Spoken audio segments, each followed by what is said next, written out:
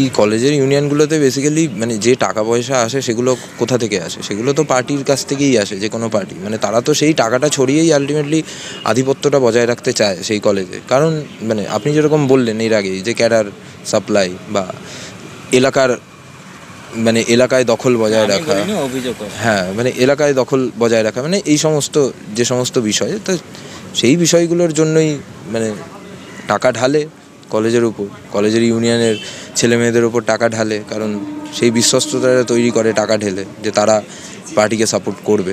ফলে এই সমস্ত পড়াশোনা করতে পারবে না বলতে তাদেরকে কি মানে কতটা ক্ষমতা থাকে সেই ইউনিয়নের হাতে যে পড়াশোনা করতে দেবে না, মানে কি হতে পারে সেক্ষেত্রে? মানে আমরা দেখেছি তো যে 21শে জুলাই তো আমাদের একটা সভা হয়, সেই সভায় না গেলে রেজিস্ট্রেশন দেওয়া হবে না, এরকম হুমকিও দেওয়া হয়। ফলে মানে এই জিনিসগুলো থেকে মানে তার মেসেজ সার্কুলেট হয় যে রেজিস্ট্রেশন দেওয়া হবে না, পরে কী করে করবি দেখে নেবো, কী করে পড়বি দেখে নেবো। মানে এই হুমকিগুলো তো যথেষ্ট, মানে এটা বোঝার ক্ষেত্রে যে শাসক দল যেই ক্ষমতায় থাকুক সে কী করে স্টুডেন্টদের সাথে, মানে ইউনিয়নের বিরুদ্ধে গেলে, মানে তাদের পরিচালিত মানে তাদের পেটোয়া ইউনিয়নগুলোর বিরুদ্ধে গেলে কি করতে পারে।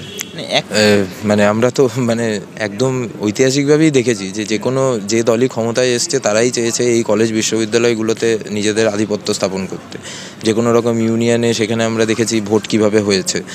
ফলে মানে এই বিষয়গুলো তো থাকেই, যে কলেজ বিশ্ববিদ্যালয়ে যেখানে নতুন মানে একদম ফ্রেশ যেখানে ব্রেইনস যারা আসছে, মানে তাদেরকে যদি এইভাবে মানে একটা প্রভাব বিস্তার করা যায় তাহলে তো তার একটা দীর্ঘমেয়াদী প্রভাব থাকে। ফলে মানে এই জিনিসগুলো আছে। এবং মানে যেখানে আমরা দেখতে পাচ্ছি যে বিভিন্ন নেতা, বড় বড় নেতা শাসক দলের, মানে সেটা এখন তৃণমূল, আগে সিপিএম, যারাই হোক তারাই চেয়েছে যে তাদের আয়ত্তে থাকুক কলেজটা। যেমন মানে যে কোনো কলেজ, মানে এই কলেজটা আমার, মানে এই বিষয়গুলো কেন থাকে? এই বিষয়গুলো যে দেদার টাকা ছড়ানো ইউনিয়নের মধ্যে, এবং বাচ্চা বাচ্চা ছেলে মেয়ে খুব স্বাভাবিকভাবেই মানে এই ফাঁদে পড়তে তো বেশি দিন লাগে না।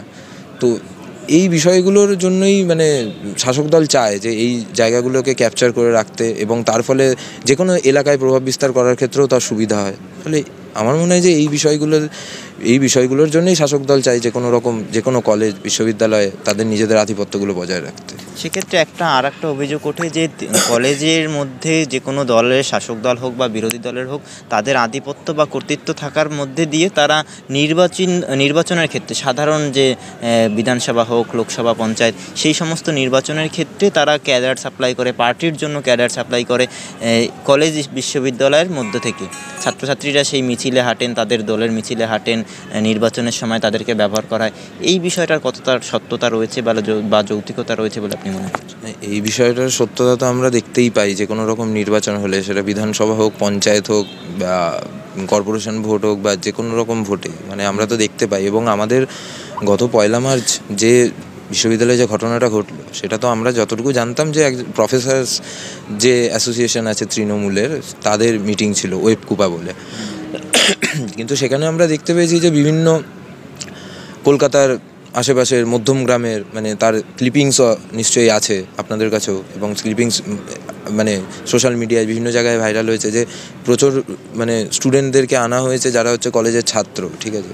মানে তাদের ফলে মানে শাসক দল তো মানে এদেরকেই চায় বেসিক্যালি কোনো একটা এলাকায় আধিপত্য বিস্তার করতে, ভোট করানো যাকে বলে কোট অ্যান্ড কোট, সেই ভোট করাতে মানে এই ক্যাডার সাপ্লাইয়ের ব্যাপার তো আছেই। এবং যে কাঁচা টাকা ছড়ানো, মানে এই বিষয়গুলোর উপর নির্ভর করেই তো মানে কোনো একটা জায়গায় ভোট চলে। মানে আমাদের দেশের গণতন্ত্রটা এরকমই যে এইভাবেই চলে। ফলে শাসক দলও চায় যে আমার ক্যাডার সাপ্লাই দিই যাতে তারা ভোট করাতে পারে। মানে এই ইউনিয়নের মধ্যে দিয়ে কাঁচা টাকার সাপ্লাই হয় বলছেন তাহলে? একদমই হয়, ইউনিয়নের মধ্যে দিয়ে কাঁচা টাকার সাপ্লাই তো হয়। মানে আমরা তো বিভিন্ন কলেজ বিশ্ববিদ্যালয়ে দেখেছি যে কোনো একটা সোশ্যাল ফেস্টের নামে কত টাকা ওয়েস্টেজ হয়, কত টাকা মানে আসে, মানে এরকম নানা রকম দৃষ্টান্ত তো আমরা দেখেছি। হয়তো মানে উপযুক্ত প্রমাণের অভাবে অনেকে বলতে পারে না, বা ছাত্রছাত্রীরা ভয়ে হয়তো চুপ করে থাকে, কারণ কলেজের ইউনিয়নগুলোর এমনই অবস্থা যে বিরুদ্ধে কথা বললে হয়তো মানে খুনের হুমকি পাওয়া যাবে বা বিরুদ্ধে কথা বললে হয়তো তাদেরকে মানে একঘরে করে দেওয়া হবে, তারা পড়াশোনাটাই করতে পারবে না। আমরা তো দেখেছি যে বিগত কয়েক বছর ধরে ছাত্র সংসদ নির্বাচন, যেটা কলেজে কলেজে প্রত্যেক বছর হওয়ার কথা, সেই নির্বাচন হচ্ছে না, এবং সেটা হচ্ছে না এক প্রকার সরকারের যে দলটি আছে শাসক দল তাদের মদতেই।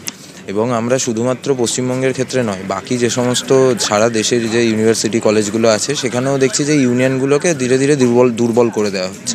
মানে যেই ইউনিয়নগুলো শাসক দলের ছাতার তলায় নেই বা শাসক দলের স্থাবকতা করে না, সেই ইউনিয়নগুলোকে দুর্বল করে দেওয়া হচ্ছে। যাদবপুর বিশ্ববিদ্যালয়টা সেরকমই একটা ইউনিয়ন আমাদের ইঞ্জিনিয়ারিংয়ে চলে, যেটা সবসময় প্রতিষ্ঠানের বিরুদ্ধে প্রশ্ন করে এসেছে, যে কোনো নিরপেক্ষভাবে ভাবতে শিখিয়েছে, নিরপেক্ষভাবে দাঁড়াতে শিখিয়েছে যে কোনো কাজ। তো এই জন্যই মানে যেখানে যাদবপুর বিশ্ববিদ্যালয়ে যারা শিক্ষার্থীরা আছে তারা যেহেতু নিরপেক্ষভাবে ভাবতে শেখে, ফলে তাদের কোনো রকম কোনো মানে এই যে সংসদীয় রাজনৈতিক দল, তাদের প্রতি কোনো বায়াসনেস থাকে না অধিকাংশ ছাত্রছাত্রী।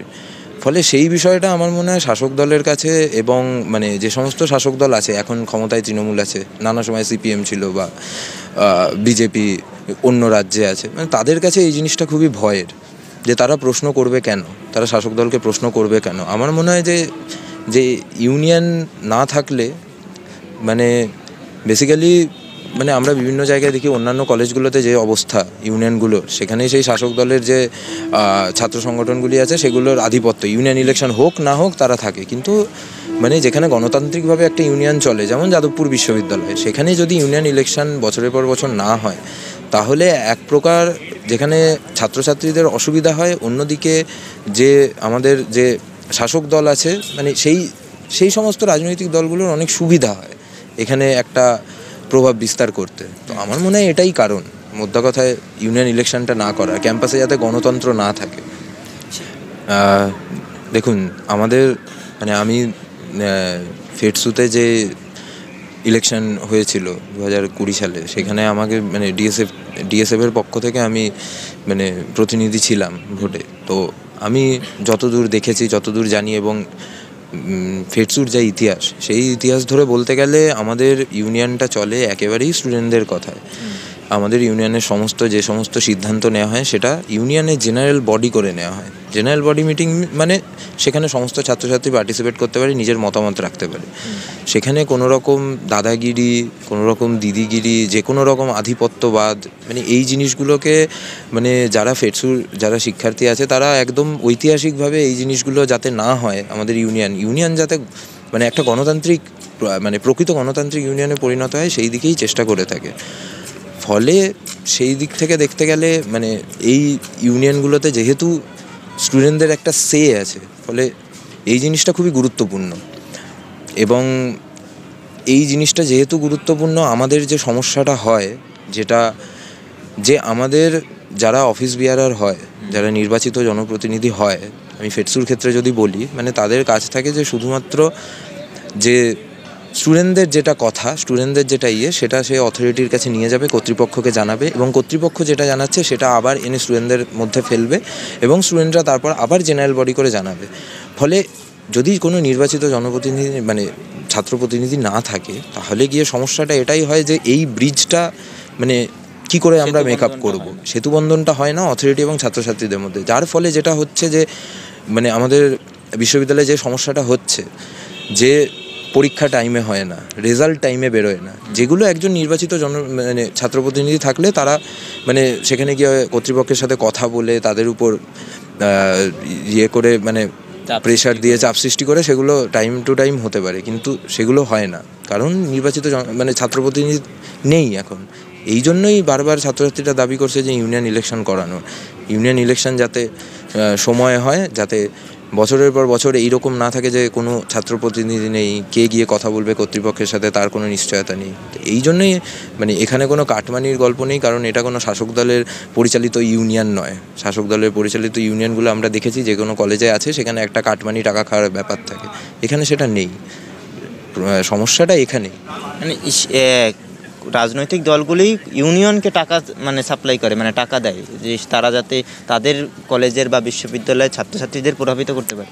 একদমই মানে যে কোনো মানে এই সংসদীয় যে রাজনৈতিক দলগুলি, মানে সেটা সিপিএম হোক বা বিজেপি হোক বা এখন তৃণমূল, মানে সেই দলগুলি তো নিজেদের ছাত্র যে ইউনিয়নগুলো যেখানে যেখানে কলেজগুলো দখলে আছে সেখানে তো টাকা অবশ্যই ঢালে, মানে টাকা ঢেলেই মানে এইভাবে তারা রাখতে চায় আর কি, কন্ট্রোলে রাখতে চায় কলেজগুলোকে। সেই টাকা ঢালার অ্যামাউন্টটা কীরকম হতে পারে, মানে কত টাকা ঢাললে একটা কলেজকে নিজেরা নিয়ন্ত্রণে রাখা সম্ভব হয়? সেটা তো ওইভাবে বলা সম্ভব নয়, মানে তাহলে মানে আমাদেরকে যেতে হবে, মানে 1 লাখ, 2 লাখ, 5,000, 10,000, 1 কোটি, 2 কোটি? নিশ্চয়ই মানে 1 লাখ, 2 লাখ, 5,000, 10,000 নিশ্চয়ই মানে এই বিষয়গুলো হয় না, নিশ্চয়ই সংখ্যাটা অনেক বেশি, টাকার অঙ্কটা অনেক বেশি, মানে যার জন্যই মানে এই ছাত্রছাত্রীদেরকে প্রভাবিত করা। মানে কোটি কোটি টাকার খেলা চলে কলেজ বিশ্ববিদ্যালয়ে? নিশ্চয়ই মানে সেরকমই তো, মানে যা শোনা কথা এবং যা ইয়ে। আপনি তো নির্বাচিত জনপ্রতিনিধি ছিলেন, সেক্ষেত্রে আপনাদের কাছে সেই ধরনের খবর আসা বা আপনাদেরকে প্রভাবিত করার চেষ্টাও তো হতে পারে। আমাদেরকে প্রভাবিত করার চেষ্টা এইভাবে করা সম্ভব না, কারণ আমাদের এখানে ফেটসুতে যে যে মঞ্চটা বা যে যারা জিতে আসছে প্রায় গত 77 সাল থেকে ডিএসএফ, সেই ডিএসএফের একটা আদর্শ আছে, সেই ডিএসএফের আদর্শের মধ্যে পড়ে যে তারা যে কোনো এরকম যে সংসদীয় রাজনৈতিক দল তাদের সাথে থাকবে না, তাদের ক্রিটিক করবে, তাদের বিরুদ্ধে কথা বলবে, তারা কথা বলবে ছাত্রছাত্রীদের হিতের জন্য। ফলে এই অফার করার মতো ধৃষ্টতা বা সাহস বা আস্পর্ধা এখনও কোনো এই রাজনৈতিক দলগুলোর হয়নি, কারণ তারা ভালো করেই জানে যে ডিএসএফ কোনোদিনই এটা মানবে না এবং মানে ফিরিয়ে দেবে তাদেরকে, ফলে এই আস্পর্ধা তাদের হবে না।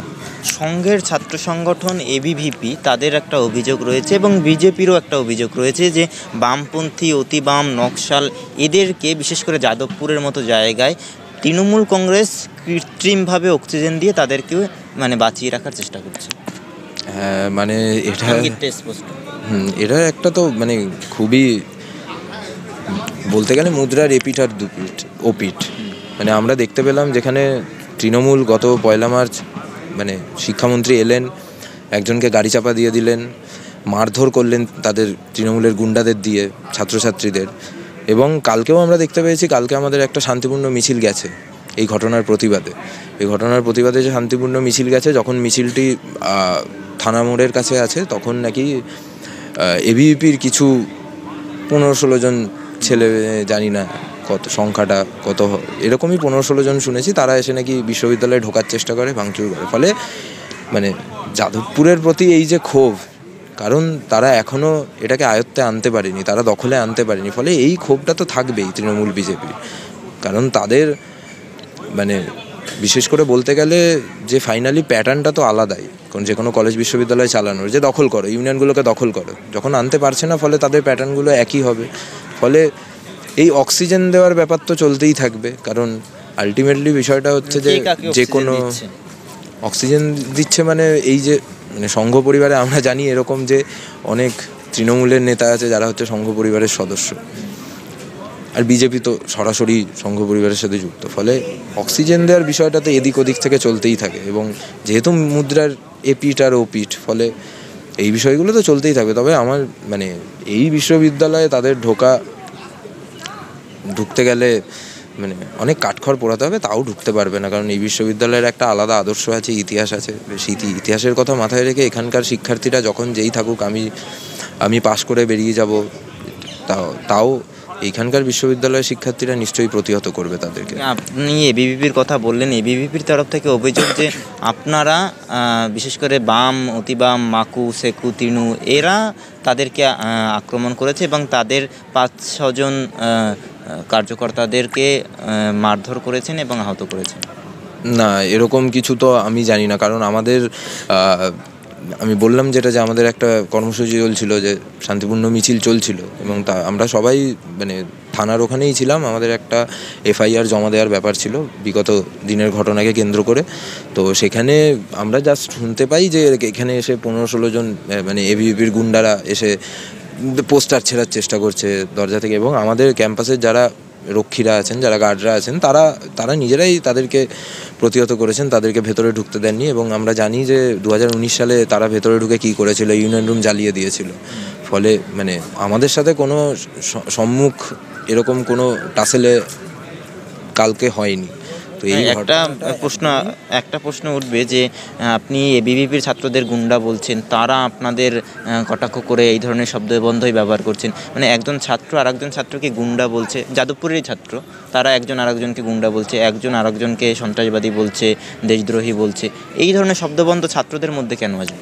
না মানে যারা এসে ক্যাম্পাসের গেট ভাঙচুর করার চেষ্টা করে, যারা এসে 6 বছর আগে ইউনিয়ন রুম জ্বালিয়ে দিয়ে গেছিলো, যারা এসে ক্যাম্পাসে অন্য যে সমস্ত সংগঠন আছে তাদের পোস্টার ছেঁড়াছেড়ি করে, তাদেরকে মানে আমি ছাত্র কিভাবে বলবো? এরা ছাত্র নয় বলছেন? হ্যাঁ, তাদেরকে আমি ছাত্র মানে এই যে কোটেশন, যে ছাত্র শব্দটার মানে মধ্যে আমি কি করে ফেলতে পারি? মানে তারা তো এসে গুন্ডামি করছে, মানে অন্য কোনো একটা রাজনৈতিক সংগঠন যে কেউ হতে পারে, তাদের পোস্টার ছেঁড়া, তাদের ব্যানার ভেঙে দেওয়া, মানে এগুলো তো কোনো মানে গণতান্ত্রিক কাজকর্ম নয়। ফলে মানে সেই জায়গাটা যারা বজায় না রেখে এই সমস্ত কাজকর্ম করছে, তাদেরকে তো আমার ছাত্র বলতে দ্বিধাবোধ হয়। আর একটা শেষ প্রশ্ন, আমরা দেখলাম এবিভিপির তরফ থেকে একটি সাংবাদিক সম্মেলন করে বলা হচ্ছে যে আগামী দিনে যাদবপুর বিশ্ববিদ্যালয়ে সার্জিক্যাল স্ট্রাইক করা হবে, এই বিষয়ে আপনার প্রতিক্রিয়া? এই বিষয়ে মানে কি বলবো, কৌতুক করা ছাড়া আমার আর কি বলার থাকতে পারে। মানে এবিভিপি 2019-এও এসেছিল, মানে তারপরে কি হয়েছে সবাই দেখেছে। মানে যাদবপুরের 5 থেকে 6 হাজার জন ছাত্রছাত্রী সেই মিছিলে হেঁটেছে, নাগরিক সমাজের লোকজন মিছিলে হেঁটেছে। ফলে আমরা অবশ্যই উত্তরটা সেইভাবেই দেবো। আমরা তো গিয়ে মানে এবিভিপি আজকে পোস্টার ছিঁড়ছে, ব্যানার ছিঁড়ছে, গেট ভাঙার চেষ্টা করছে, তার উত্তরে তো আমরাও গিয়ে একই কাজটা করবো না, কারণ সেটা আমাদের আদর্শের পরিপন্থী। আমরা তাদের উত্তরগুলো এইভাবেই দেবো, রাস্তায় নেমে আমরা আমাদের দাবিগুলো জানিয়ে আমরা রাস্তায় নেমে মিছিল করে। একদমই না, ইটপাটকেল ছড়াটা আমাদের আদর্শের মধ্যে পড়ে না। সেটা এবিভিপির আদর্শে পড়তে পারে, টিএমসিপির আদর্শে পড়তে পারে, যার উদাহরণ আমরা দেখেছি এই গত 3-4 দিনেই তো দেখলাম কাদের কি।